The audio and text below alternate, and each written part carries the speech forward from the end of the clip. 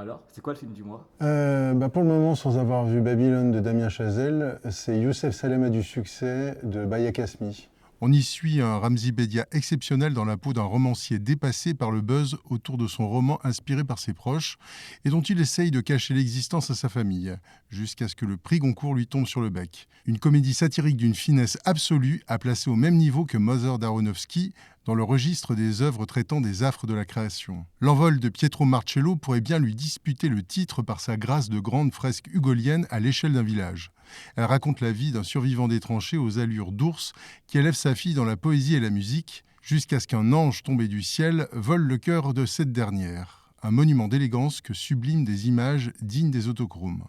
À noter qu'il y a comme une épidémie de films traitant de la guerre de 14-18. Citons Tirailleurs de Mathieu Vadepied avec Omar Sy en berger Peul, La guerre des Lulus, adaptée des BD de Hautière et Hardock, où Yann Samuel trouve ici l'esprit de Louis Pergaud qui faisait défaut à son adaptation de La guerre des boutons.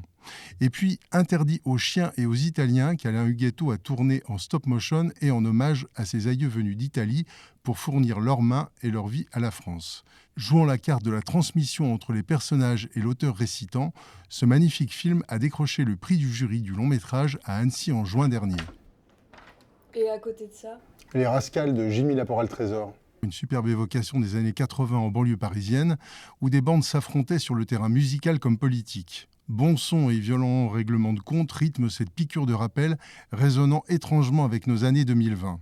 Si le milieu familial y est aussi présenté comme une autre scène de conflit, il l'est tout autant dans Nos Soleils, l'Ours d'or signé Carla Simone, où une famille de cultivateurs voit ses péchés menacés par l'implantation de panneaux solaires et son unité fracturée par une possibilité de profit. La thématique n'est pas sans rappeler Asbestas de Sorogoyen. Et l'actu locale, on en parle?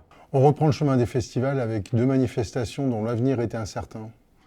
La première, c'est Un Point Sécourt, le festival du film court francophone de Vaux-en-Velin du 13 au 21 janvier, qui reçoit pour une carte blanche en ouverture le cinéaste Philippe Faucon au cinéma Les Amphis. La seconde, c'est le très précieux Drôle d'endroit pour des rencontres aux Alizés de Bron du 27 au 29 janvier, qui accueillera notamment Rachid Ami et Karim Leclou pour l'excellent Pour la France, entre autres invités de marque. Sur ce, bonne année.